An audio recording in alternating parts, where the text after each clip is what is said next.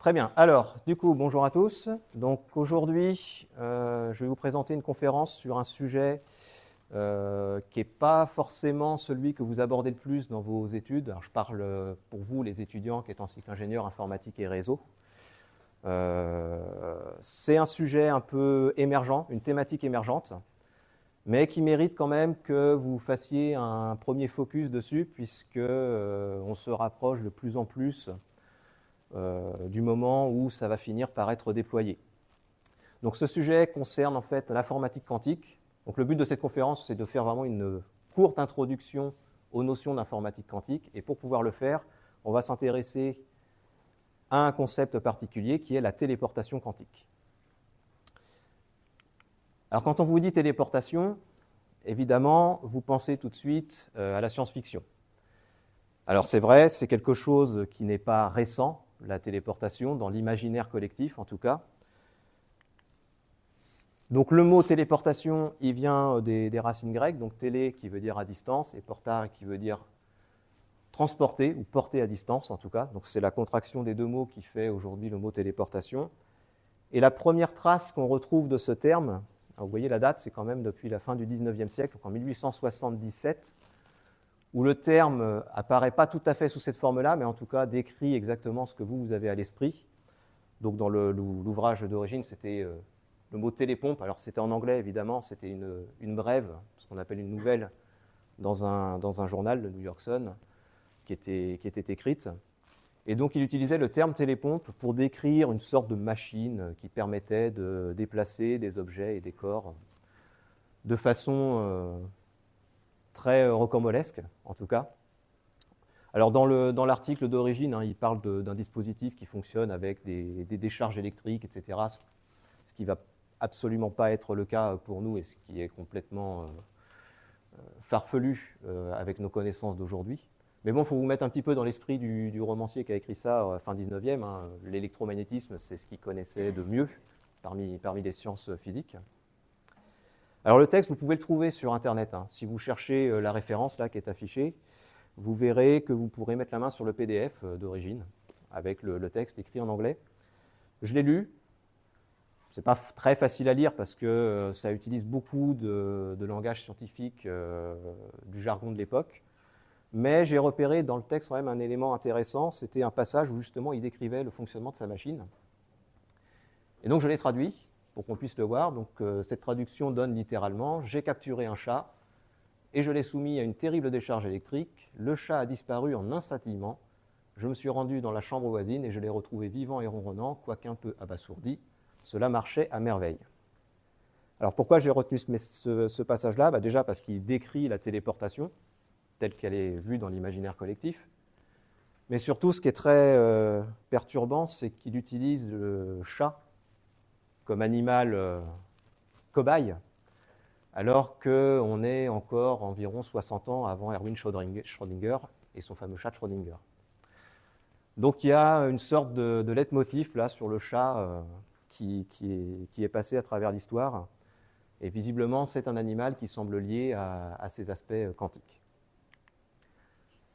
Alors, 1877, ça a été la première trace dont on a trouvé. Alors en fait, en 1878, ensuite, les historiens ont trouvé des traces dans différents articles, que ce soit romanciers ou scientifiques, qui commencent à évoquer le phénomène de téléportation tel qu'on l'entend aujourd'hui, c'est-à-dire déplacer le corps d'un endroit à un autre, sans se soucier ni de la distance qu'il y a entre les deux, ni du temps que ça prend.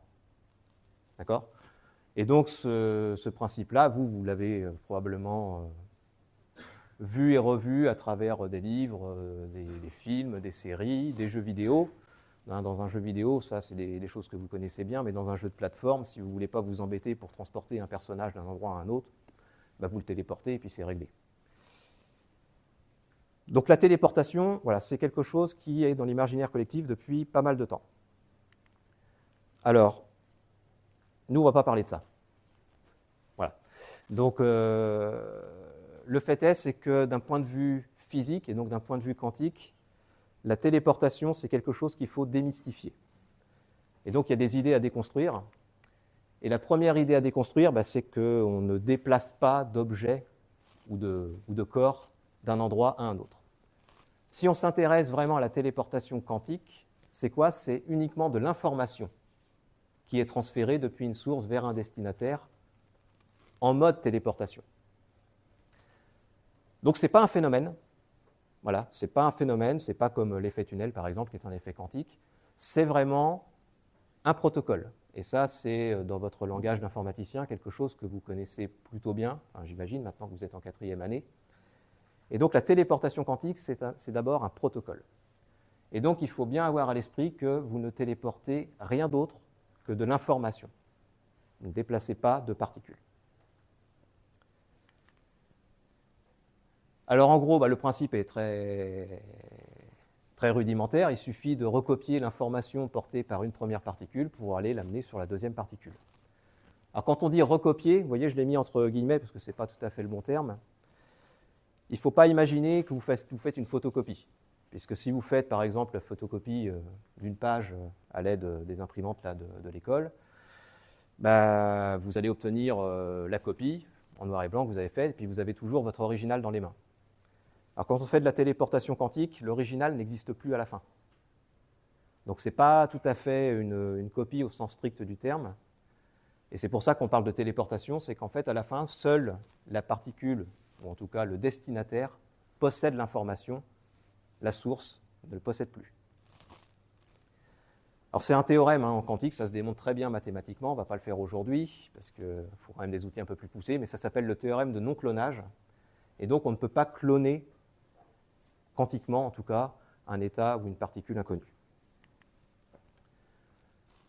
Alors cette façon de voir les choses d'un point de vue physique, c'est la première ébauche, c'est un article qui est paru en 1993 par plusieurs auteurs, assez fondateurs, Bennett, Wouters, qui étaient dedans. Et puis on a eu les premières expérimentations, parce qu'on a eu des moyens technologiques pour commencer à mener des premières expérimentations à partir de 1997, et ça se poursuit encore aujourd'hui, c'est-à-dire que c'est quelque chose qui est encore en cours au niveau des réalisations dans les laboratoires ou les startups. Alors d'un point de vue cybersécurité, parce que nous on veut voir un petit peu ce phénomène-là appliqué à la cybersécurité, on va déjà se constituer un cahier des charges, pour ne pas partir dans toutes les directions. Donc 3 acteurs, bon, je pense que vous en connaissez déjà au moins 2. Alice, en combinaison violette, queue de cheval, qui détient une information, et puis Bob, en combinaison verte avec les cheveux en pique, comme moi, qui lui est destinataire de l'information que pourrait lui transmettre Alice. Et puis on a un éventuel 3e personnage, qui est le pirate, grand chapeau, jambe de bois, qui lui aimerait bien mettre la main sur l'information alors qu'il n'a pas à l'avoir. Premier point du cahier des charges, il faut que Alice puisse transmettre une information confidentielle vers Bob, en toute sécurité. Ça ne change pas vraiment de ce que vous connaissez d'ordinaire. L'autre particularité, c'est que si jamais le pirate essaye, et juste essaye, de s'approprier l'information, Alice et Bob pourront le savoir. Ils s'en rendront compte, qu'il y arrive ou qu'il n'y arrive pas. Et puis un 3e point de cahier des charges, c'est qu'en fait, même s'il y arrivait à intercepter l'information, le pirate ne pourrait rien en faire, puisque au final, il ne pourrait jamais intercepter la totalité de l'information. Donc ça, ce sont les 3 points qu'on veut mettre en place. Et la problématique qu'on se pose, c'est comment le faire sans crypter. Parce que vous, à l'heure d'aujourd'hui, vous avez des solutions pour ça, mais en cryptant les choses, en utilisant les méthodes de chiffrement. Vous avez eu quelques cours sur le chiffrement. Là, ici, l'idée, c'est comment y parvenir sans crypter. Alors, on va mettre les pieds dans le plat tout de suite. Comme je vous ai dit, on va chercher à démystifier tout ça. Là, ici, je nous ai remis Alice et Bob, et j'ai mis entre les deux, en fait, une sorte de ligne de transmission pour l'information. Alors, sauf que ce schéma-là est un schéma quantique. On ne va pas rentrer dans les détails de physique quantique, mais on va quand même commencer à regarder un petit peu de quoi c'est constitué. Et donc, entre les deux, j'ai ce qu'on appelle un circuit quantique qui va me permettre de téléporter l'information depuis Alice vers Bob. Donc ici, ce que j'ai représenté, en fait, vous pouvez voir qu'il y a 3 lignes en tout, avec ici en vert ce qu'on appellera la ligne supérieure, une ligne qui est contrôlée par Bob, et puis les 2 autres lignes, qui seront la 2e et la 3e ligne ici, en violet, qui sont, elles, contrôlées par Alice. Et puis, entre les deux, pour aller de la gauche vers la droite, j'ai des étapes avec une certaine chronologie à respecter. Et dans ces étapes, je vais trouver des éléments, je vais avoir besoin d'éléments tels que vous les connaissez vous aussi en informatique classique. C'est ça qui est très intéressant avec l'informatique quantique, c'est qu'il y a vraiment un gros parallèle avec l'informatique classique. Déjà, vous allez devoir avoir un registre d'entrée, inévitablement.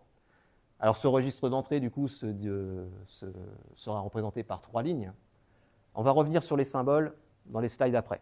Mais donc j'ai 3 lignes avec un registre d'entrée, ici qu'on appellera Psi et Psi A pour Alice, et puis Psi B pour la ligne contrôlée par Bob. Par contre, je n'aurai pas 3 lignes en sortie. En sortie, j'en aurai plus qu'une seule, puisque souvenez-vous, dans le principe de la téléportation quantique, à la fin, seul le destinataire possède l'information. Ce qu'on va trouver aussi entre les deux, comme pour l'informatique classique, je vais avoir besoin en fait de portes logiques. En quantique aussi. Alors on appelle ça des portes logiques quantiques, pour le coup. Ce ne sont pas les mêmes que celles que vous connaissez. Vous connaissez bien les portes et, les portes ou, portes XOR, etc. Enfin, il y en a tout un paquet. Là, ici, on va avoir des nouvelles portes. On va les aborder les unes après les autres au fur et à mesure qu'on va avancer dans la résolution. Mais donc, elles sont représentées ici en bleu marine. Vous voyez, j'ai différentes portes logiques pour pouvoir acheminer ensuite le message jusqu'à la fin. Et l'autre particularité, c'est qu'en plus des portes logiques, par contre, dans le circuit quantique, on va trouver des instruments de mesure, ce que vous n'avez pas forcément dans les dispositifs classiques. Et pareil, on reviendra sur cette notion d'instrument de mesure. Alors jusque-là, vous travaillez avec des bits, 0 ou 1. C'est votre langage binaire pour pouvoir effectuer toutes vos opérations. Donc si on redescend d'un point de vue physique, en fait, vos valeurs de 0 et de 1, c'est quoi? C'est tout simplement un paramètre de physique classique, celui qu'on veut, même si le plus facile à utiliser, ça reste le potentiel électrique. Et donc si vous avez 0 volts, vous pouvez considérer que ça correspond à l'état 0. Puis si vous avez un potentiel de 5 volts, ça vous donnera un état 1. Ça, c'est un exemple de l'informatique classique. L'informatique quantique, il va y avoir déjà une première différence ici assez importante. C'est que les états 0 et 1 ne seront pas forcément uniques. Ils peuvent être dans un état dit superposé. C'est-à-dire que je peux avoir les deux à la fois, j'ai une combinaison, et puis, lorsque je ferai une mesure, j'aurai une certaine probabilité d'obtenir 0 ou j'aurai une certaine probabilité d'obtenir 1. Mais je ne peux pas le savoir à l'avance. Ce sont des probabilités non classiques, c'est-à-dire que le résultat n'existe pas tant que je n'ai pas fait la mesure. Alors ici, ces états de base, pour des questions de parallèle entre l'informatique classique et quantique, on va les appeler 0 et 1. Alors sauf que vous voyez ici, on utilise des symboles là, une sorte de barre supérieure là, et puis une barre qui pourrait correspondre à une moitié de valeur absolue. Vous pouvez voir ça comme vous voulez. Donc c'est ce qu'on appelle des quêtes en mathématiques. Et en gros, ces quêtes, ça va représenter les états de base pour un état quantique. Donc là, ici, ce qui est représenté comme étant psi, ce qui correspond en fait à l'un des qubits du registre d'entrée qu'on avait sur le schéma précédent, c'est quoi? C'est une superposition de 0 et de 1. Donc on fait une combinaison linéaire avec des coefficients alpha et bêta, qui sont des nombres complexes, quelconques. On ne sait pas lesquels ici, on ne précise pas.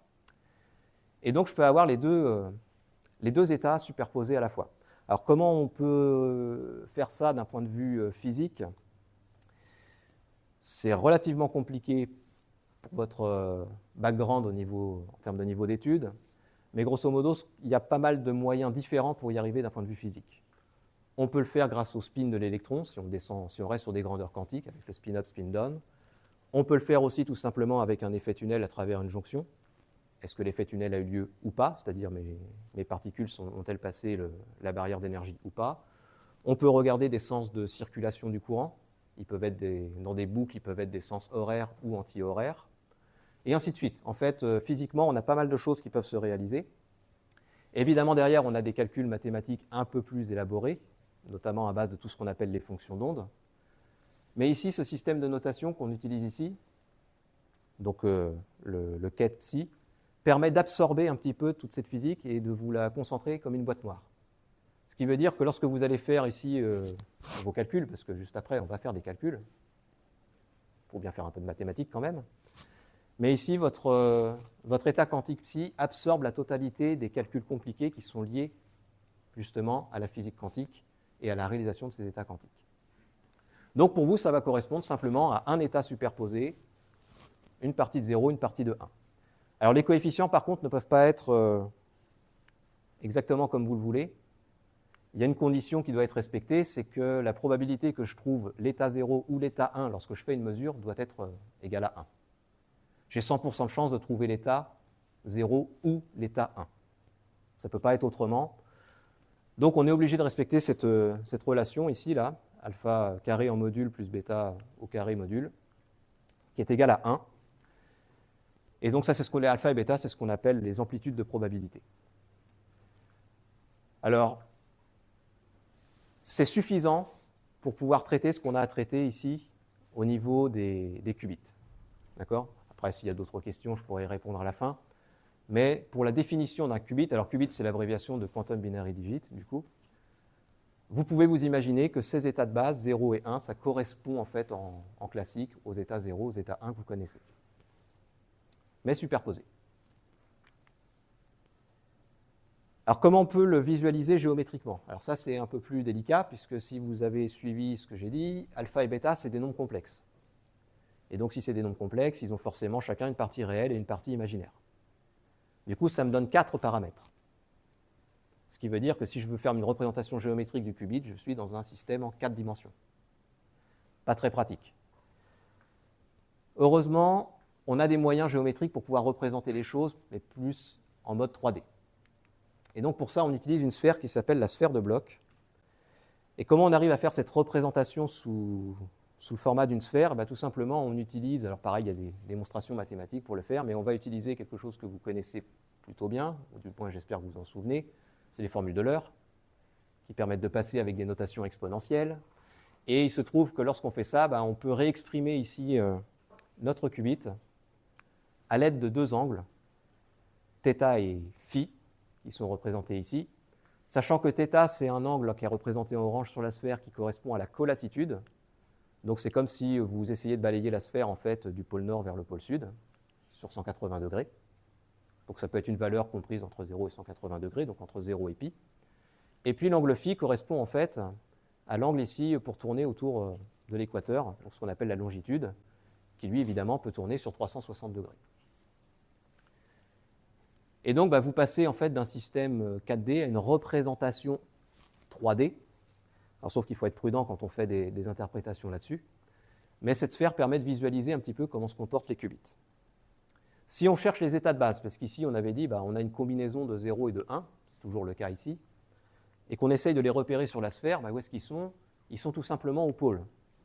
Si vous prenez l'état 0, en fait vous verrez que ça correspond à un angle θ qui vaut 0.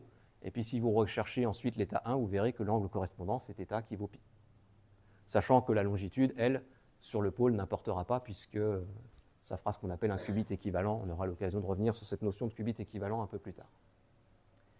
Et donc, comment ça s'interprète? Il suffit tout simplement de représenter le point sur la surface de la sphère avec ces deux angles, et puis en fonction de ce qu'on obtient, si mon point est situé dans l'hémisphère nord, j'ai une probabilité plus importante de trouver l'état 0, et si mon point est plutôt dans l'hémisphère sud, j'ai une probabilité plus importante de trouver l'état 1 lorsque je ferai une mesure. Attention, ça reste des probabilités.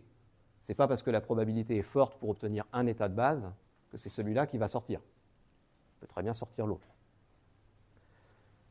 Mais l'avantage de la sphère, c'est que ça permet de repérer un peu les choses. Et puis on voit ici, j'ai posé un repère, j'aime pas trop utiliser les termes, mais cartésien. On voit les axes x, y et z qui vont nous servir à comprendre un petit peu le rôle de chacune des portes logiques justement qu'on va utiliser après. Alors avant de décortiquer le circuit, il nous faut aussi un petit peu d'outils mathématiques.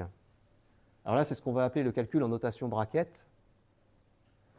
Donc ce qu'on appelle ket, c'est la notation ici là, qui est représentée avec le 0 et le 1. Et puis, on peut l'assimiler à un vecteur. En fait, si vous reprenez le système précédent, on voit que ça va être tout simplement la coordonnée 0, 1 pour le ket 0, et puis, 1, 0 pour le ket 0, et puis 0, 1 pour le ket 1. Alors ça forme une base dans un espace qu'on appelle l'espace d'Hilbert, qui est un espace très bizarre. Enfin, Pour les mathématiciens, peut-être moins, mais pour les physiciens, en tout cas, c'est un espace un peu bizarre. Et l'idée, c'est de regarder un petit peu aussi les propriétés de cette base. Alors pour ça, on peut regarder aussi ce que c'est qu'un bras. Donc le bras, c'est en fait l'adjoint du ket. Ça veut dire, vous prenez votre vecteur, vous le transposez, vous le conjuguez, et puis vous obtenez un vecteur ligne à la place, donc qui est représenté ici. Donc c'est exactement la même expression, puisqu'ici, je n'ai pas de partie imaginaire, donc je n'ai pas eu le conjugué, j'ai juste la transposée. Donc j'ai transposé des colonnes en ligne. Et donc si je commence à calculer le produit entre les deux, puisque ce sont des vecteurs, donc je peux faire un produit scalaire entre les deux, ça c'est une opération mathématique que vous connaissez bien aussi, normalement. Ici, sur la première ligne, on fait le produit scalaire de 0 par 0. Et donc, on a le détail ici du produit scalaire. Je vous ai mis un code couleur pour que vous puissiez vous repérer au niveau des valeurs, parce que j'ai que des 0 et des 1 partout. Mais donc, on voit que dans le premier cas, on obtient 1. Et puis, si on fait le produit scalaire de 1 par 1, on obtient 1 aussi. C'est-à-dire qu'un produit scalaire qui vaut 1, ça correspond à une norme unité. Et si je fais le produit scalaire, ici, par exemple, bras 0, ket 1, mais on peut faire aussi dans l'autre sens, ça reviendra au même. Là, cette fois-ci, si on suit le calcul du produit scalaire, on trouve 0, et donc on trouve bien quelque chose qui correspond à une situation d'orthogonalité, et donc les deux vecteurs sont perpendiculaires. Norme unitaire et orthogonalité, ça fait bien une base orthonormée. Donc c'est super parce que ça va nous servir de base pour pouvoir faire tous nos calculs après. Donc c'est des vecteurs qui sont très sympathiques. L'avantage aussi, c'est que ça va nous permettre de simplifier énormément les calculs, comme on va le voir après. Une petite précision, c'est qu'il faut faire attention avec l'orthogonalité. Si vous avez juste la mémoire qu'il faut sur la figure précédente, on avait vu que les états 0 et état 1 étaient situés sur les pôles de la sphère. Or ici, on vous dit que les deux vecteurs sont orthogonaux. Donc faites attention à l'interprétation géométrique. Souvenez-vous que vous êtes quand même en train de vous promener dans un espace en 4D, et pas spécialement la représentation de la sphère de bloc, qui est un confort géométrique de représentation. Alors il nous faut aussi une nouvelle opération. Celle-là, vous ne l'avez pas rencontrée dans vos programmes ni en troisième ni en quatrième année, sauf oubli de ma part. Donc il s'appelle le produit tensoriel. Alors vous connaissez déjà le produit matriciel. Ça, vous connaissez bien, hein. Vous faites les produits ligne par colonne des différentes matrices et vecteurs. Bon, le produit tensoriel, qui se note ici, vous voyez, avec un cercle avec une croix au milieu. Lorsqu'ici, par exemple, je fais le produit tensoriel du ket A par le ket B, avec des coordonnées A1, A2 et B1, B2, en fait, vous voyez que vous allez changer la dimension du vecteur résultat. Et c'est comme si vous appliquiez en fait le premier élément du premier vecteur à l'ensemble des éléments du second vecteur, et ainsi de suite. Et donc ici, on obtient à la fin A1B1, A1B2 sur les deux premières lignes, et A2B1, A2B2 sur les deux dernières lignes. Ils sont ici. Après, en termes de notation, souvent, en mécanique quantique, on comprime ce produit tensoriel pour tout simplement simplifier les notations, et donc on utilise ici la notion de ket AB. Donc ça marche aussi pour les bras et puis pour des produits ket bras. Donc vous voyez, ce produit tensoriel qu'on va utiliser, ce n'est pas très sorcier, il suffit simplement en fait de démultiplier les coordonnées du second vecteur à partir des éléments du premier. Et puis on peut le faire aussi pour les matrices, exactement de la même façon. Alors pour les matrices, ça s'appelle un produit de Kronecker, mais c'est la même opération. Si on prend ici une matrice avec 4 éléments, M1, M2, M3, M4, et puis ici une seconde matrice avec des éléments qui sont notés petit n, on voit qu'ici j'obtiens au final une matrice 4, 4, avec comme ici sur les 4 premiers éléments, j'ai bien l'élément M1 qui ressort à chaque fois, et puis j'ai les éléments N1, N2, N3, N4 de la seconde matrice qui sont redéployés. Donc le produit tensoriel, ça consiste en ça, et c'est une opération qu'on va beaucoup utiliser ici dans le cadre de notre circuit. Normalement, là, on a suffisamment d'outils mathématiques pour faire une première approche. Vous voyez qu'on n'a pas besoin forcément de beaucoup plus. Enfin, je pars du principe que vous vous souvenez du produit matriciel, mais normalement, c'est quelque chose que vous maîtrisez. Et donc, maintenant, l'idée, ça va être de décortiquer le circuit pas à pas.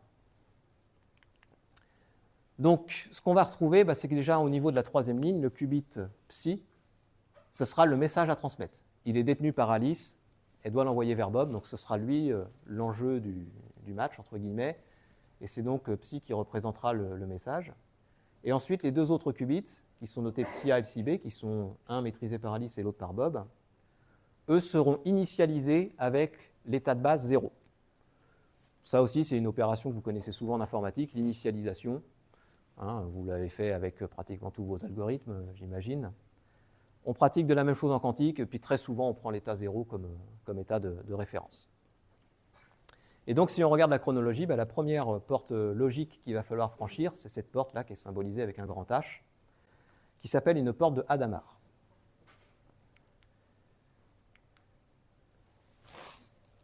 Alors, chaque porte quantique va posséder ce qu'on appelle son oracle. Et en fait, l'oracle, c'est quoi? Mathématiquement, ça va correspondre à une matrice définition. Donc, je vais définir une matrice pour chacune de mes portes logiques. Et pour Hadamard, on aura celle-ci. Vous voyez, 1 sur racine de 2 fois cette matrice de 2, 1, 1, 1, 1, moins 1, en coefficient. À quoi elle correspond? Alors, c'est un cas particulier mathématique qui s'appelle la transformée de Fourier discrète. C'est le cas particulier pour un qubit. Sans entrer dans les détails, dans ce cas particulier, en fait, le but de la porte de Hadamard, c'est de rendre, entre guillemets, équiprobable l'état de superposition, c'est-à-dire ramener la balance un peu entre le 0 et le 1 de façon à avoir la même probabilité de réalisation de chacun des états de base. Si on regardait sur la sphère de bloc, c'est comme si on interchangeait les axes au X et au Z. Tout simplement sur la sphère, c'est comme si on les interchangeait. Et donc, si on repart du qubit qui est détenu par Alice, c'était psi A, souvenez-vous, il avait été initialisé à 0. Donc je le retrouve ici, de coordonnées 1, 0. Et on va y appliquer la matrice de Hadamard, qui est ici. Et pour faire cette opération, ça va être un produit matriciel simple, tel que vous le connaissez. Donc si on effectue ce produit matriciel, vous multipliez ici la première ligne par cette colonne, puis la deuxième ligne par cette colonne, et vous allez obtenir les coordonnées 1, 1, avec le facteur 1 sur racine de 2 qui reste devant toute l'opération. Et donc on obtient cet état-là, 1 sur racine de 2, 0, plus 1 sur racine de 2, 1. Si vous regardez bien en termes de probabilité de réalisation, si vous élevez le module de 1 sur racine de 2 au carré, vous obtenez bien 1,5, c'est-à-dire 50% de chance d'avoir chaque état de base. Donc la porte de Hadamard, elle effectue cette transformation sur le premier qubit détenu par Alice. Ensuite, on va avoir une deuxième porte qui va s'exécuter. Celle-ci, elle va mettre en jeu et le qubit qui ressort de la porte de Hadamard, mais aussi le qubit détenu par la ligne de Bob. Donc là, je vais avoir les deux qubits en même temps. Alors vous voyez, il y a un symbole avec un point. Donc là, il y a le symbole de la porte ici, c'est le cercle avec le plus à l'intérieur. Et puis il y a un point ici au-dessus. Donc dans la représentation schématique des circuits quantiques, en fait, le point permet d'indiquer un contrôle. Ça veut dire qu'ici, j'ai deux qubits, et il y en a un qui va contrôler, qu'on appellera le qubit de contrôle, et il y en a un qui va subir l'opération de la porte, qu'on appellera le qubit cible.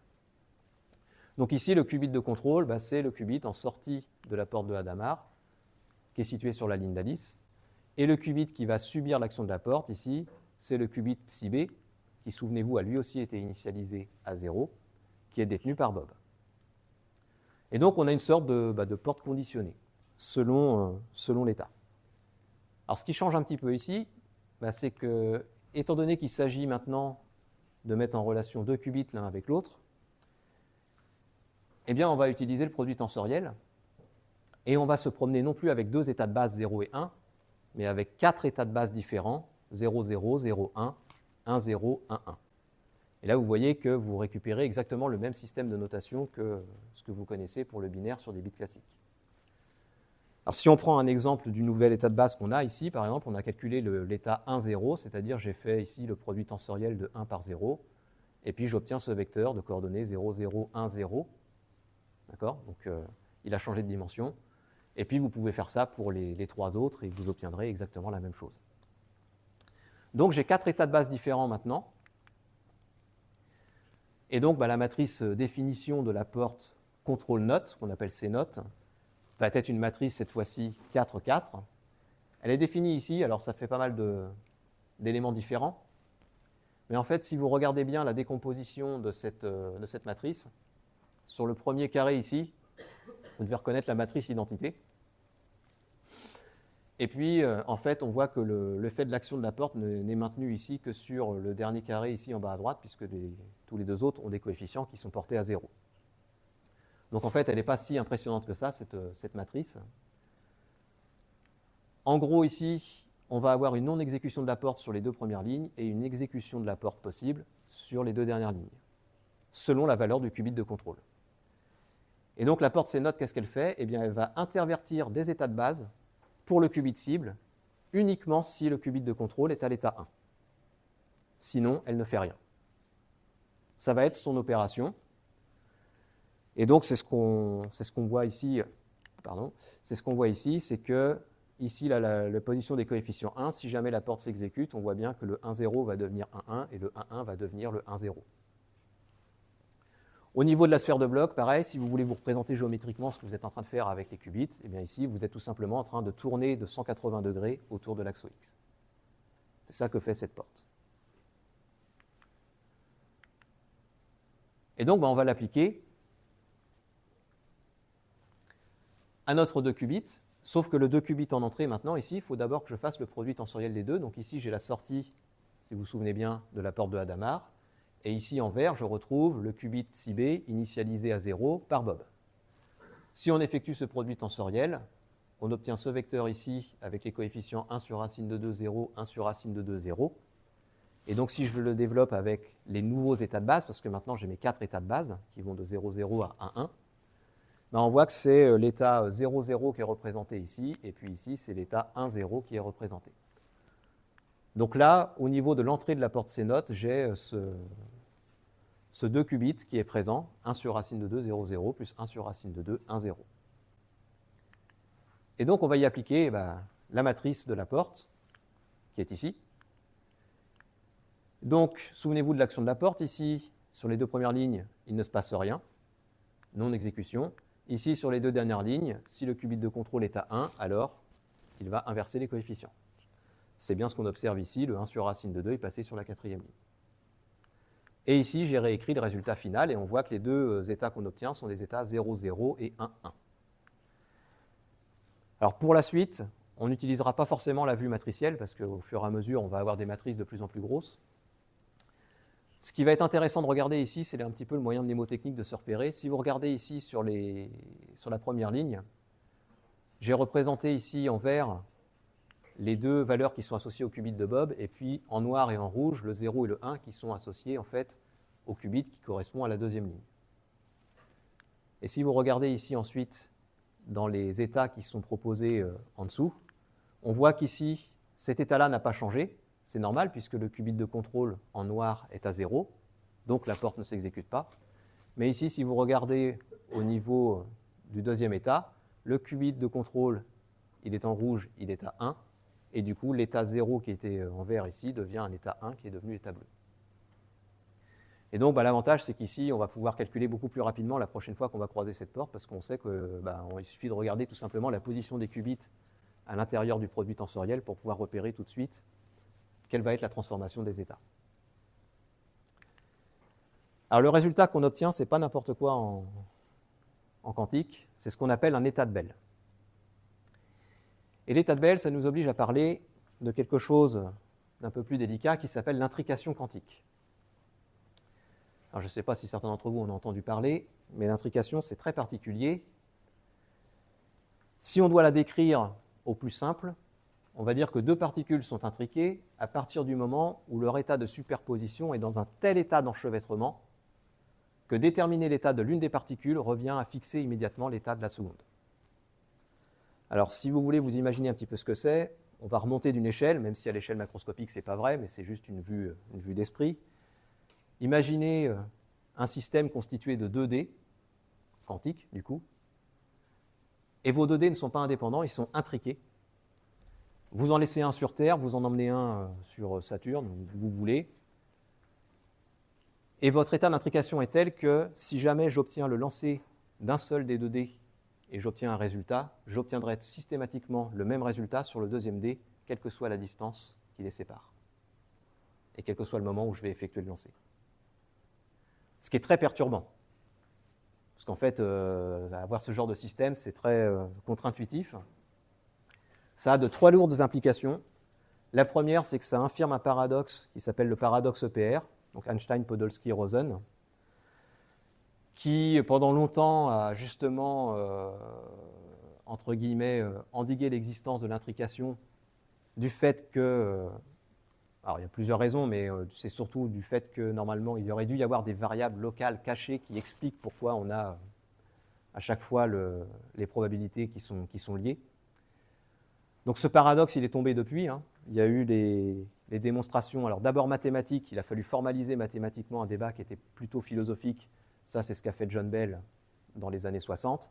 Et ensuite, il y a des expérimentations qui ont été menées dans les années 80, qui, elles, ont définitivement prouvé que l'intrication existait.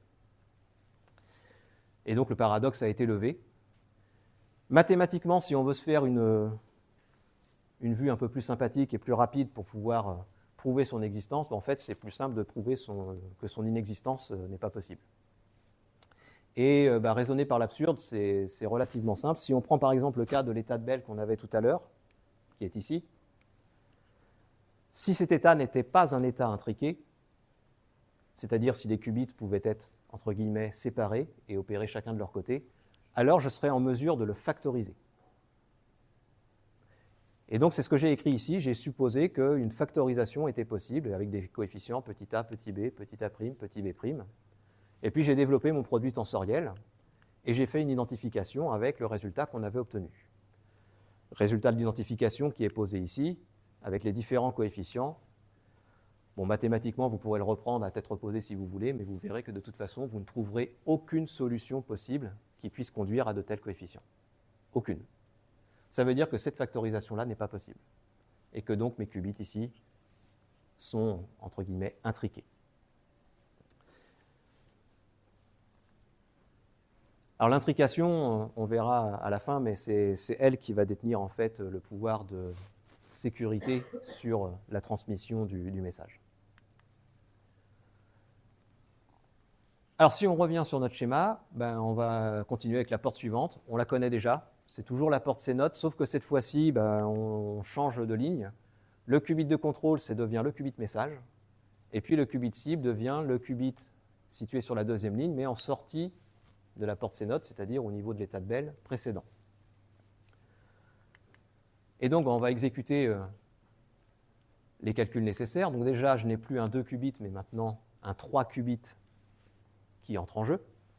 Donc, on va faire en fait ici le facteur de psi en produit tensoriel avec l'état de Bell qu'on avait obtenu précédemment. Et là, vous voyez que je passe tout de suite à 8 états de base, partant de 0, 0, 0 et allant jusqu'à 1, 1, 1 avec toute la décomposition intermédiaire que vous pouvez avoir. Et vous avez exactement le même système de notation en informatique classique. Donc ici, j'obtiens mon produit tensoriel en entrée de cette nouvelle porte. Et puis, sans rentrer dans le détail du calcul matriciel, on peut se servir de l'action du qubit de contrôle sur le qubit cible ici, en repérant tout simplement les couleurs. Vous voyez que le qubit de contrôle a été matérialisé en violet, et le qubit cible a été matérialisé en bleu. Et donc, si mon qubit de contrôle est à 0, je n'ai aucun changement. Mais si mon qubit de contrôle est à 1, alors à ce moment-là, le qubit cible va changer et va passer de 0 à 1 et de 1 à 0.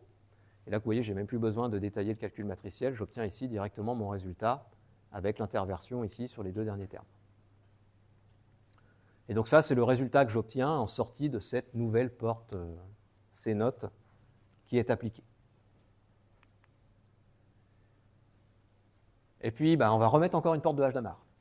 Celle-là aussi, on la connaît déjà bien, on l'a vu, et on va appliquer cette porte de Hadamard sur la troisième ligne, sur le qubit cible. Alors, on a déjà détaillé les calculs quand on l'appliquait à l'état 0. C'est ce qu'on avait fait au tout début ici, puisque psi a était initialisé à 0. On ne va pas détailler les calculs une seconde fois, mais si on l'appliquait à l'état 1, on obtiendrait le même résultat, mais avec un signe moins ici, en facteur devant le ket 1. Donc vous pourrez le refaire pour vous en convaincre, mais donc si j'applique Hadamard sur l'état 0, j'obtiens ce résultat. Si j'applique Hadamard sur l'état 1, j'obtiens ce résultat. Alors ici, évidemment, ça nous fait créer une ligne de calcul plus conséquente. Donc ce que j'ai fait, c'est que je suis parti du résultat précédent, mais le qubit qui correspondait à la première valeur ici, donc la valeur message, je l'ai remplacé par justement la transformation de Hadamard correspondante. Donc si ce qubit était 0, je mets un plus, et si ce qubit était un 1, je mets un moins. Et je fais le produit tensoriel de l'ensemble. Et donc là, vous voyez que j'obtiens un résultat avec les 8 états de base qui sont représentés. Alors le facteur 1,5, c'est tout simplement parce que les racines de 2 se sont multipliées entre elles. D'accord? Donc se neutralise pour donner le facteur 1,5. Et là, j'obtiens tous mes résultats, alors qu'on peut remettre dans l'ordre, du coup, ce que j'ai fait ici, hein, en partant donc de l'état 0, 0, 0, 0, 0, 0 et en allant jusqu'à l'état 1, 1, 1. Donc je mets le facteur 1,5 en facteur ici, et j'obtiens ici comme coordonnées alpha, bêta, bêta, alpha, alpha, moins bêta, alpha. Donc arrivé au bout de cette porte-là, j'obtiens ce qubit-là. L'avantage, c'est qu'on va pouvoir s'affranchir du facteur 1,5. Pourquoi? Parce que celui-ci ne va pas influencer la valeur des probabilités quand je ferai une mesure. Pourquoi? Parce que la seule chose qui peut influencer, c'est... la seule chose qui ne va pas influencer, c'est la colatitude. Souvenez-vous, l'angle θ sur votre sphère. Et cette colatitude, c'est justement elle qui vous permet d'être dans l'hémisphère nord ou l'hémisphère sud, c'est-à-dire de gérer les probabilités de réalisation des états. Donc ici, que j'ai le facteur 1,5 ou pas, de toute façon, ça ne changera rien. Donc je peux conserver uniquement le vecteur que j'ai représenté ici en bleu sans le facteur 1,5. Et donc là, je suis arrivé au bout de mes premières portes logiques et j'arrive sur les deux lignes détenues par Alice sur les instruments de mesure. Ça veut dire qu'ici, on va effectuer une mesure pour savoir sur chaque ligne, est-ce que j'ai l'état 0 ou est-ce que j'ai l'état 1 qui va se réaliser. Donc Alice, elle va effectuer une mesure sur les qubits en sa possession.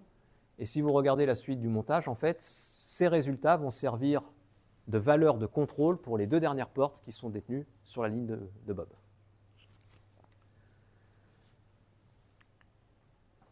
Alors, à partir du moment où on fait une mesure, on est obligé de parler de la réduction du paquet d'ondes. Ça aussi, c'est un élément important en quantique. Et revoilà notre chat qui revient, puisque c'est très clairement l'expérience par la pensée du chat de Schrödinger qui se réalise. Donc ça, c'est un grand mythe quantique, je pense que vous en avez déjà entendu parler, à mon avis. Je vous ai remis ici le but de l'expérience par la pensée, hein, je précise bien par la pensée, on ne fait pas cette expérience en vrai, où on a dans une boîte un chat insomniaque, il ne peut pas s'endormir, c'est important. Et puis, avec ce chat, on a ici ce qu'on appelle une machine de Rube Goldberg. Alors, une machine de Rube Goldberg, justement, c'était très populaire dans les années 30. Ça continue d'être un peu populaire en ce moment sur les réseaux sociaux. On peut voir, c'est des machines avec de la transmission de proche en proche, de plein d'objets différents. Tout ça pour arriver à un résultat très banal, comme envoyer un ballon dans un panier ou je ne sais pas quoi. Et donc, ici, Schrödinger, il a imaginé une machine de Rube Goldberg, alors à la physicienne, évidemment, où il part de la désintégration possible d'un atome de chlore, 39. Et donc, il y a une certaine probabilité que cet atome se désintègre ou ne se désintègre pas. Mais si, d'aventure, il se désintègre, alors à ce moment-là, il va ici déclencher une valeur sur le compteur Geiger qui va mesurer, entre guillemets, la radioactivité. Ça va actionner un ciseau qui va couper un fil. Le fil va libérer le marteau qui va tomber sur des fioles en verre, qui va libérer du cyanure, et le cyanure va tuer le chat. Ou pas. Parce que si l'atome ne se désintègre pas, il ne se passera rien. Donc en fait, ici, c'est vraiment un artifice pour la transmission de proche en proche. Mais en gros, j'ai doté ma boîte d'un hublot, et si je m'éloigne de la boîte un certain temps et que je reviens, si je regarde par le hublot, normalement, je peux constater que le chat peut être vivant ou mort. Mais le « ou », c'est justement le problème. Puisque avant de regarder par le hublot, je peux considérer que le chat, il est les deux à la fois. Je ne sais pas si l'atome s'est désintégré, donc je ne sais pas si le marteau est tombé sur les fioles de cyanure. Il y a une certaine probabilité que ça se désintègre, que ça ne se désintègre pas, que le cyanure soit libéré, qu'il ne soit pas libéré. Et donc il y a une certaine probabilité que le chat soit vivant ou que le chat soit mort. Donc le chat, il est dans un état superposé. C'est une vue d'esprit, hein, évidemment, à l'échelle macroscopique, on ne peut pas faire ce type de superposition, mais c'est pour avoir une idée. Et puis, si j'associe les états de base 0 et 1 à ces notions mort et vivant, je retrouve en fait le même système de notation que pour les qubits. Et si j'effectue une mesure, j'aurai que deux cas possibles, soit le chat est vivant, soit il est mort. Alors, ce qui est intéressant de regarder ici, c'est que lorsque vous regardez le chat, c'est à ce moment-là que vous le tuez ou que vous le sauvez. C'est-à-dire que votre résultat n'existe qu'au moment où vous faites la mesure. Donc si jamais je vois le chat mort, c'est au moment où je l'ai regardé que j'ai détruit la superposition, j'ai fixé l'état 0 et donc le chat est mort. Et puis si jamais je le vois vivant, j'ai détruit la superposition et le chat est dans l'état vivant. C'est-à-dire qu'avant de regarder, avant de mesurer, le chat est dans un état bien plus favorable ou bien moins favorable selon la probabilité de réalisation. Alors il va se passer exactement la même chose avec les qubits. Exactement la même chose. J'ai un état superposé et à partir du moment où je vais faire une mesure, je n'aurai plus d'état superposé.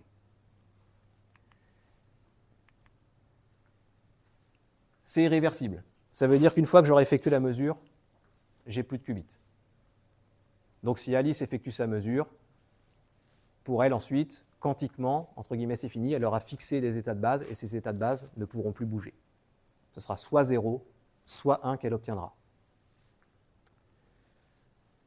Et puis, on n'oublie pas évidemment qu'il y a des probabilités qui sont associées derrière ça. Si on regarde le résultat qu'on avait obtenu précédemment, et puis qu'on regarde cette histoire de mesure, en fait, on va avoir 4 scénarios possibles. Premier scénario, Alice, elle va mesurer l'état 0 et l'état 0. Deuxième scénario, elle va mesurer 0 et 1. Troisième scénario, 1 et 0. Et quatrième scénario, 1 et 1. Et elle ne sait pas dans quel scénario elle va se trouver, puisqu'à chaque fois, on a des probabilités qui œuvrent pour savoir si ça va être l'un des 4 cas.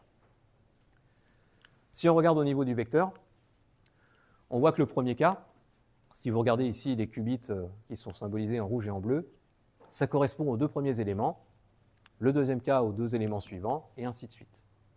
Donc l'avantage, c'est qu'on va pouvoir décomposer là, notre grand vecteur là, qui possède 8 états de base en fonction des cas, et c'est uniquement au niveau du qubit noir que va se situer la solution.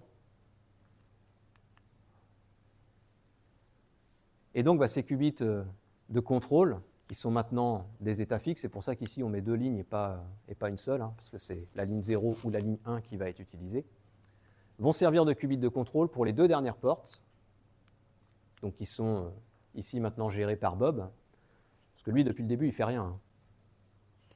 C'est Alice qui fait tout le boulot, et lui, depuis le début, il ne fait rien, donc il est temps qu'il s'y mette. Donc là, Alice va lui communiquer par ce qubit de contrôle les résultats de ses mesures. La première porte, c'est une porte C-note, on l'a déjà vu. Et puis la dernière porte, c'est une porte CZ, donc CTRL Z, qui va sortir. Alors celle-ci, on ne l'a pas vue, on va la voir brièvement là justement dans la slide suivante. Mais donc c'est en fonction des valeurs qui vont être sorties au niveau des mesures que ces portes vont s'actionner ou non avec le même principe.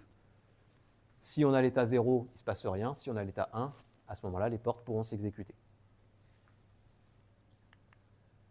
Alors la porte CZ, on peut regarder son oracle très rapidement. On retrouve en fait un petit peu la même structure que pour la porte C-note avec la matrice identité en haut à gauche. Et puis en bas à droite, vous voyez qu'ici, on n'a pas tout à fait la matrice identité, mais on a un facteur -1 sur le dernier terme au moment où la porte s'exécute. Donc c'est ce qu'on appelle un fast flip, c'est-à-dire qu'on va prendre le qubit opposé à partir du moment où j'aurai l'état de base 1 comme qubit de contrôle. Pareil, si on regardait sur la sphère de bloc, en fait, c'est une rotation de 180 degrés autour de l'axe Z qu'on est en train d'effectuer. Alors ces portes-là, C-note, CZ, et puis elle n'apparaît pas dans le circuit téléportation quantique, mais il y a la CY aussi, en fait, elles sont liées, là ces matrices qui sont en bas, là, des matrices unitaires, elles sont liées tout simplement à la notion de spin, et c'est ce qu'on appelle les matrices de Pauli en physique. Donc en fait, encore une fois, derrière cet affichage mathématique, vous avez pas mal d'éléments physiques qui sont derrière, mais qui sont entre guillemets un petit peu cachés. Donc ici, l'état de base 0, il n'est jamais affecté par la porte. Ici, si vous regardez au niveau du qubit vert, que l'état de contrôle soit à 0 ou à 1, je garde toujours le même qubit 0 comme qubit cible. Par contre, si jamais l'état est à 1, ici, je prendrai une valeur avec un facteur -1 qui va impacter les calculs, mais qui n'impactera pas non plus les probabilités de réalisation des états. Et donc, ça nous amène sur l'étude des différents scénarios. Donc, on va les prendre les uns après les autres. Premier cas, Alice mesure 0 et 0. Donc, ça veut dire qu'il n'y a aucune des deux portes contrôlées par Bob, là, qui ne peuvent s'exécuter. On est dans le cas des deux premiers éléments, alpha et bêta. Et donc, si aucune des deux portes ne s'exécute, ça veut dire qu'ici, je vais conserver exactement alpha fois l'état 0 et bêta fois l'état 1, c'est-à-dire ici, exactement la définition du qubit psi qui servait de qubit message dans les lignes contrôlées par Alice au début. Ici, il n'y a eu aucune transformation, donc j'obtiens bien alpha 0 plus bêta 1.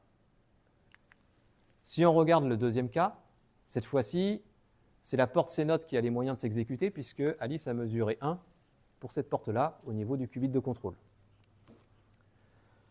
Donc ici, on va partir sur ces coefficients, bêta et alpha, qui correspondent ici aux deux états noirs 0 et 1.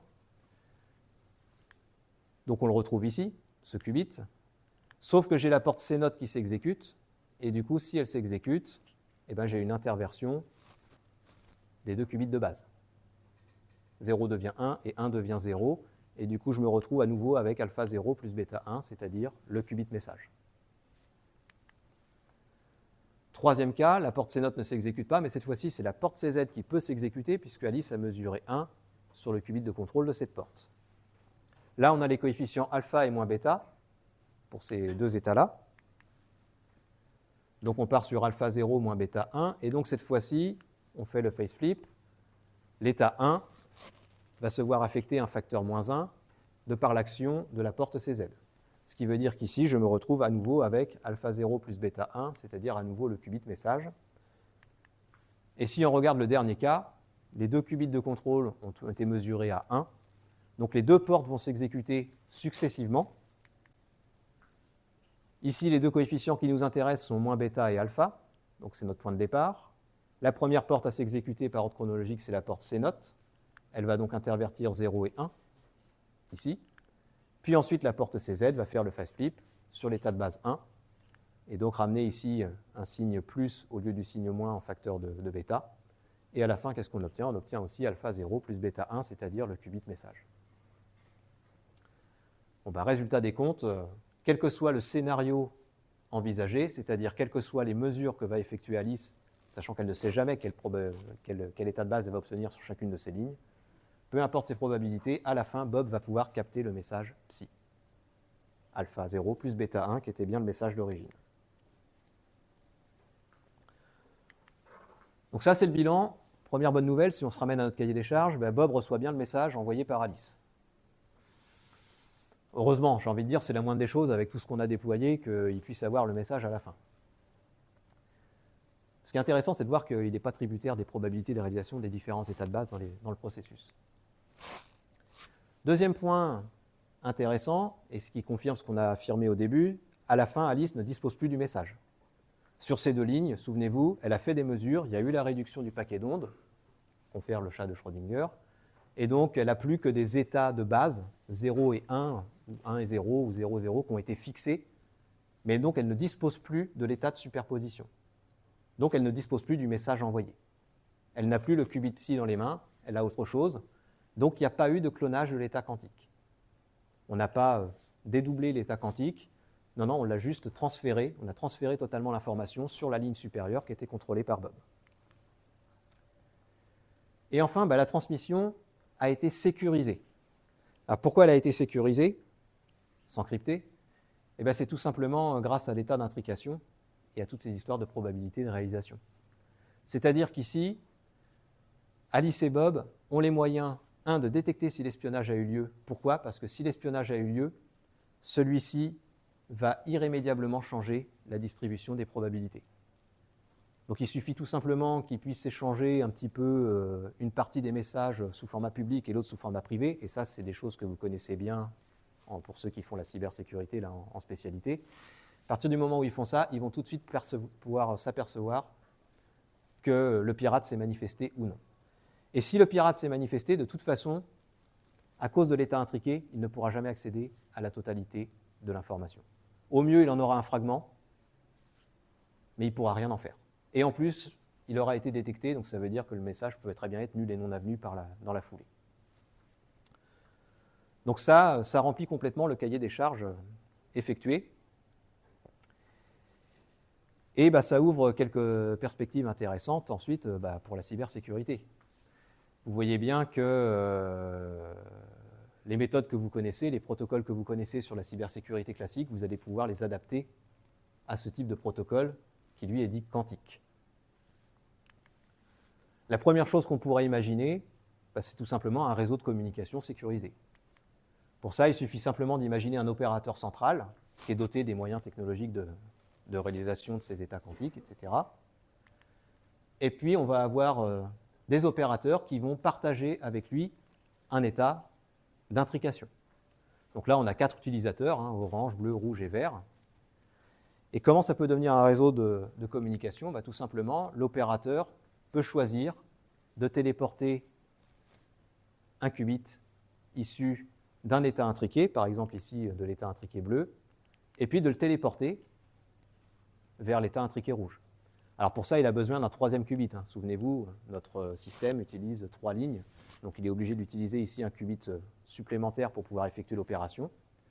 Mais donc s'il fait la téléportation ici de psi vers phi, au final, qu'est-ce que vous obtenez? Vous obtenez 2 utilisateurs, bleu et rouge, qui se retrouvent dans un état intriqué. Leur partage est unique, et donc ils sont sécurisés.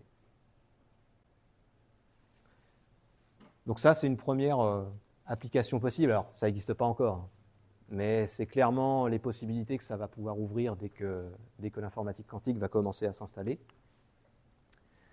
Et l'autre ouverture qu'on peut voir sur la cybersécurité, c'est ce qu'on appelle la Quantum Key Distribution, c'est-à-dire comment échanger une clé secrète sans risque de copie par un adversaire. Et donc, alors là, vous connaissez bien la cybersécurité classique. Alors je parle des 4e années, parce que je vois qu'il y a des 2e années aussi, ils n'en ont pas fait encore, mais de toute façon, je serais surpris qu'ils n'aient pas déjà entendu parler du chiffrement RSA. C'est un exemple de chiffrement, vous en avez vu un certain nombre, mais on va dire que celui-là, c'est le plus connu. Alors, c'est ce que vous utilisez actuellement en cybersécurité classique. C'est basé sur la factorisation des nombres premiers, une opération qui est très difficile à partir du moment où on travaille sur les grands nombres. Alors, le problème de la cybersécurité classique, c'est qu'au bout d'un moment, elle ne va pas se suffire à elle-même. Pourquoi? Parce que si on peut imaginer des moyens de défense en quantique, on peut aussi imaginer des moyens d'attaque. Et en informatique quantique, l'algorithme de Shor est un algorithme qui utilise justement l'informatique quantique et qui permettra de réaliser la factorisation des grands nombres. Et donc, il permettra de briser RSA. Donc, ça veut dire que de toute façon, les protocoles de sécurité classiques vont devoir s'adapter aux protocoles de sécurité quantique. En cryptographie quantique, alors ça existe. Alors c'est un protocole qui s'appelle BB84. Alors il y en a plusieurs, je vous cite le plus connu aussi. Si vous allez vous documenter, vous verrez qu'il y en a un certain nombre qui ont été imaginés. Alors celui-là a déjà été imaginé en 84. Donc Charles Bennett, il faisait partie des co-auteurs de ceux qui ont proposé le protocole de téléportation aussi. Et en fait, le constat, il est tout simple, c'est que vous pouvez combiner de la cybersécurité classique avec de la cybersécurité quantique, et c'est probablement ce qui va être fait dans un premier temps, la coexistence des deux disciplines. Mais au niveau quantique, en fait, un message par des échanges, souvenez-vous, avec clé publique, clé privée par exemple, va être extrêmement difficile à partir du moment où vous utilisez un nombre élevé de qubits. Si vous utilisez que quelques qubits, effectivement, votre pirate, déjà vous pourrez détecter sa présence, mais il pourrait éventuellement avoir accès à l'information. Dans quel cas? S'il a beaucoup de chance. C'est-à-dire si les probabilités jouent pour lui. Ce n'est pas parce que vous jouez au loto que vous ne gagnez pas au loto. Vous pouvez gagner. Il y a très peu de chances que ça arrive, mais vous pouvez gagner. Donc à partir du moment où vous utilisez peu de qubits, vous vous retrouvez un petit peu dans cette configuration-là. Les probabilités peuvent très bien porter chance à notre pirate. Mais si vous passez sur un nombre très élevé de qubits, des milliers, des millions, la probabilité pour que le pirate ait de la chance, elle est pratiquement nulle. Il n'y a plus aucune chance qu'il puisse s'en sortir au niveau des probabilités. Et donc c'est sur ça qu'est basé le protocole BB84 sont ces échanges clés publiques, clés privées, et sur un grand nombre de qubits qui permettent directement d'avoir quelque chose qui pourrait se coupler à la cryptographie classique que vous connaissez. Alors ceci dit, ce dernier protocole, alors pourquoi je l'ai cité? Parce qu'il met le point sur les limites actuelles. Parce que là, jusque-là, on a parlé de l'informatique quantique un peu comme si l'ordinateur quantique était déjà disponible. Ça commence à arriver. C'est aussi pour ça que je vous ai proposé cette conférence-là, c'est qu'à terme, vous allez devoir vous familiariser avec le vocabulaire et avec ces notions-là, donc autant que vous en ayez entendu parler. La limite, c'est la décohérence quantique. Le problème, c'est que les états superposés, quantiquement, ils sont très fragiles. Il suffit de pas grand-chose pour les déstabiliser et donc provoquer la fin de la superposition. Un des paramètres physiques les plus connus, par exemple, c'est la température. Si vous travaillez avec des jonctions Josephson, c'est-à-dire vous voulez utiliser peut-être l'effet tunnel pour construire vos qubits, vos états superposés, vous allez devoir travailler à des températures extrêmement faibles, qui appartiennent en fait au domaine cryo. Et sitôt que vous pouvez avoir des élévations de quelques degrés, vous pouvez perdre l'état de superposition. Donc c'est très compliqué de maintenir un état de superposition pendant une durée suffisamment longue. Et puis, bien sûr, c'est encore plus difficile de maintenir plusieurs états superposés en même temps. Sachant que l'état superposé, nous, on a pris un exemple avec une superposition à deux états, 0 et 1, mais vous pouvez faire une superposition beaucoup plus large. Vous pouvez très bien faire une superposition à 4 ou 5 états, si vous voulez. Et donc, le problème qui est derrière cette fragilité des états superposés, c'est le nombre d'erreurs que pourrait commettre un ordinateur qui exécute les opérations. Si vous prenez l'ordinateur classique aujourd'hui, en gros, vous pourrez trouver une erreur toutes les 10 puissance 12 opérations, ce qui est acceptable pour pouvoir tourner. Un ordinateur quantique, à l'heure d'aujourd'hui, c'est-à-dire avec les qubits qu'on est capable de stabiliser à l'heure d'aujourd'hui, c'est 1 pour 1000. C'est clairement pas assez. C'est clairement pas assez, et donc c'est là actuellement qu'est lancée la course entre les différents laboratoires et les différentes startups pour justement avoir l'ordinateur quantique qui va posséder le plus grand nombre de qubits stabilisés suffisamment longtemps pour pouvoir effectuer les opérations. Alors ça débarque, IBM, qui ont toujours été des pionniers dans votre domaine, ont déclaré que leur première version commerciale sortirait avant 2030. À combien de qubits, je ne sais pas, mais en général, quand ils font ce genre d'annonce, c'est que ça commence à devenir sérieux. Sachant que dans le domaine civil, souvenez-vous, on a toujours au moins plusieurs années de retard par rapport au secteur de la défense. Et eux, il n'y a pas vraiment moyen de savoir où ils en sont rendus. Donc ça, c'est la première limite. Alors évidemment, il y a d'autres limites technologiques aussi, mais ça, c'est la principale. Et donc la problématique actuelle, c'est comment on pourrait passer par-dessus ça. Alors, il y a plusieurs méthodes qui sont envisagées, des tas de méthodes différentes. Les deux méthodes principales dont on pourrait parler, c'est la mitigation. Donc c'est un modèle particulier qui consiste tout simplement à faire de l'extrapolation à zéro erreur. C'est-à-dire, plutôt que de chercher à gommer les erreurs, on va faire une première mesure, et puis ensuite on va faire des mesures en ajoutant des contraintes qui vont provoquer plus d'erreurs au fur et à mesure. Et par extrapolation, on pourrait faire, entre guillemets, tirer une mesure idéale. C'est ça que fait la mitigation. L'autre qui est beaucoup plus exploré actuellement, c'est la tolérance aux fautes, ce qu'ils appellent le modèle Large Scale Quantum, qui lui, du coup, consiste tout simplement à utiliser un certain nombre de qubits, centaines, milliers, et à considérer que l'ensemble de ces qubits vont former un unique qubit logique pour le calcul. Et donc c'est statistiquement qu'ils arriveraient à relever le résultat de l'opération, avec l'aide bien sûr de codes correcteurs qui seraient appliqués. Et là, c'est du code de traitement des données qui arrive en fait en bout de chaîne. Donc ça, ce sont les voies qui sont actuellement explorées. Et il y a de fortes chances que vous, qui allez être bientôt des ingénieurs actifs, pour les deuxièmes années, un peu moins bientôt, pour les quatrièmes années, très, très prochainement, il y a de grandes chances qu'au cours de votre carrière, vous voyez débarquer, au moins dans un premier temps, la coexistence des systèmes quantiques et classiques, voire peut-être même l'avènement total des systèmes quantiques en informatique. Et donc, je vais m'arrêter là pour la présentation, et puis je vais vous accorder, sur le temps qui nous reste, du temps de questions, si vous en avez.